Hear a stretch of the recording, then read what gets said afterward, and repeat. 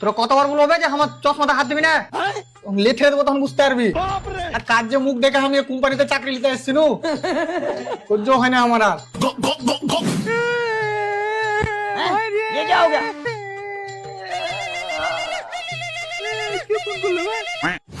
Hello sir, আমি চুল্লু সিম company থেকে এমরুল বলছি। আপনার সিমে রিচার্জ শেষ হয়ে গেছে। এটা আমার সিম লয়, যার সিম শেয়ার বাইচা নাই। ও সরি স্যার। সরি? এই তুই সরি কেন বললি? কালু ওতে খুনি পাইলেছি। খুনি? আরে স্যার খারাপ লাগলো বলে সরি বললু। তো তুই কি করে জানলি ওর রিচার্জ শেষ হয়ে গেছে? আর নাম্বারই বা কোনটা পারলি? কারণ আমি কোম্পানি থেকে কথা বলছি। বাপ রে, কালু ভাই খুনির কে কোম্পানিও আছে। আবে আবে খুনি লয় আমি, যে টপকে গেছে ওই যে সিমটা ব্যবহার করতে, ওই সিম কোম্পানি থেকে কথা বলছি আমি। তো তোর কে কোম্পানি সিম এর কাছে কি করে এলো? তুই চিনিস কবে থেকে একে? কি করে মেরেছিস? কত টাকা নিয়ে মেরেছিস?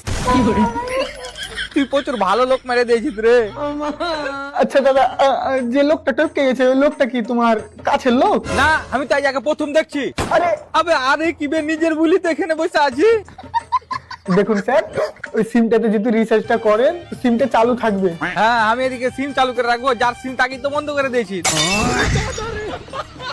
আমার ইস্তমাটা নিয়ে যা, স্যারকে জমা দিয়ে স্যারের টুকটিতে ভরে দেখা, সালা আমি এই চাকরি করবো না, জেল হয়ে যাবে।